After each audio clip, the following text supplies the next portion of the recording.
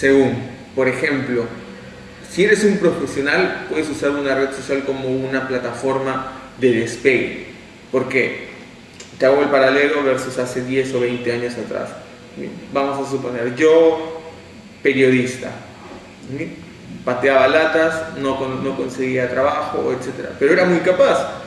Es decir, yo sabía redactar, tenía la facilidad o el tiempo para investigar, para hacer periodismo de investigación, destapar cosas, tenía contactos, pero no tenía trabajo.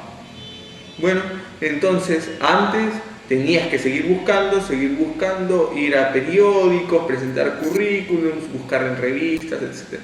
Ahora mucha gente, periodistas por ejemplo, lo que hacen es simplemente publicar su blog. Publican un blog y en ese blog comienzan a publicar sus entrevistas, comienzan a publicar sus artículos, sus investigaciones, etc.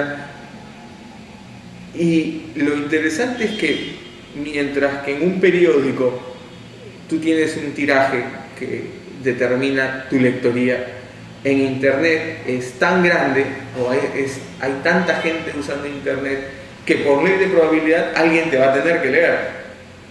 O sea, si la audiencia es de miles de personas, de millones de personas, entonces alguien de casualidad va a llegar a tu blog por ley de probabilidad.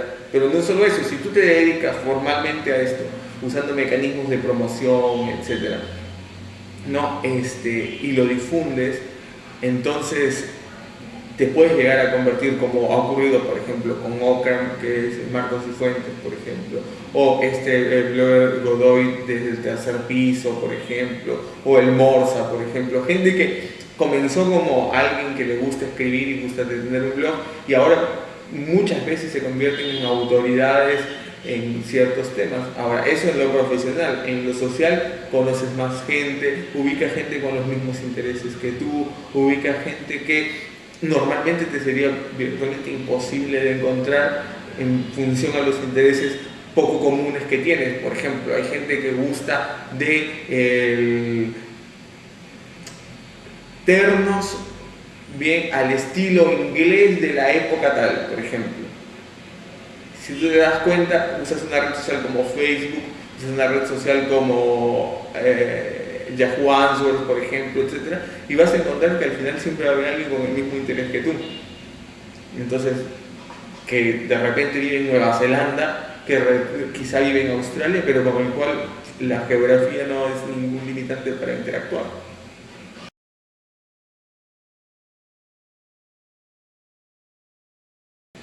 Lo intentan, pero yo creo que el gran problema de las empresas que están metiéndose en redes sociales es que muy pocas, si no casi ninguna, usa estrategias para atacar en esto, ¿no? Es decir, tú tienes que tener ciertas consideraciones, digamos, para este tipo de detalles, ¿no? Es decir, por ejemplo, tú tienes que tener ciertas consideraciones. Si tú quieres invertir $200.000 en una pauta publicitaria, bien, en televisión, entonces tú agarras, sacas tu cámara de video y te grabas a ti hablando de tu comercial o de tu producto, no. Tú tienes que hablar con una agencia, con esta agencia, elaborar una estructura comunicacional y sobre eso agarrar y decir, bueno, está bien, mi comercial debe resaltar tales o cuales atributos del producto, ¿no? Mi comercial debe rescatar tales o cuales ventajas que le ofrece el producto, etc.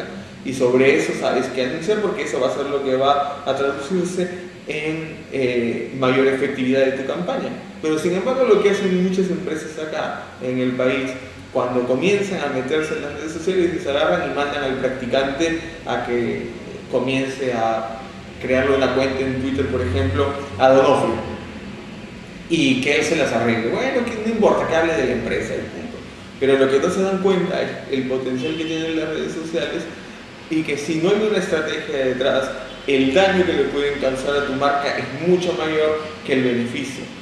Porque yo siempre le he dicho a los chicos con los que trabajo o en las clases, etcétera, que es Internet es una lupa al final, que va a agrandar todas tus virtudes, porque las puedes viralizar, puedes transmitir el mensaje de las cosas buenas que hace, pero de la misma forma va a actuar con tus debilidades y con tus, digamos, con tus problemas, por así decirlo, ¿no? Es decir, lo que le ocurrió a Donofrio, armó esta estrategia, dijo, no importa que toda la gente participe, etcétera, pero no había un planeamiento de distribución detrás. Entonces al final la demanda sobrepasó la oferta y en realidad el daño que le hicieron a Donofrio como marca fue bastante grande. Entonces ese tipo de detalles son los que no se toman en cuenta, creo.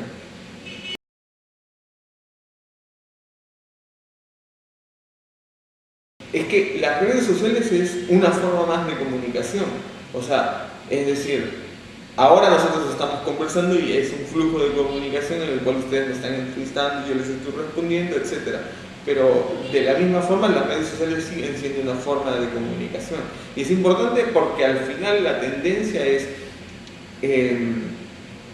o sea, acá creo yo que hay mucha relación con el tema de lo de McLuhan, por ejemplo, cuando hablaba de lo del medios, el mensaje, etc. El problema acá, el tema principal acá, es que el medio, internet, o sea, quien diga que no es parte de su vida, directa o indirectamente, te está mintiendo.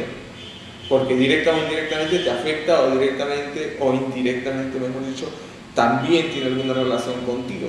Es decir, desde los celulares, las cabinas de internet, los medios que hablan de internet, los medios que ofrecen contenido especializado para internet, etc. Todo tiene que ver contigo. Entonces, el tema es que esto se está convirtiendo tan parte de tu vida, ¿no? Que la comunicación en este nuevo soporte está abriéndose paso y está formando sus propias reglas, está formando sus propias dinámicas, etc. Entonces al final eso tiene o va a tener que ser estudiado, si es que no lo están estudiando ya. Y en la comunicación impacta porque si antes tú pensabas que, por ejemplo, necesitabas de un medio masivo como la televisión si querías lograr cierto impacto, o de la radio si querías lograr cierto impacto, etc., ahora la internet también está entre tus consideraciones. Entonces, de hecho, tiene un impacto fuerte.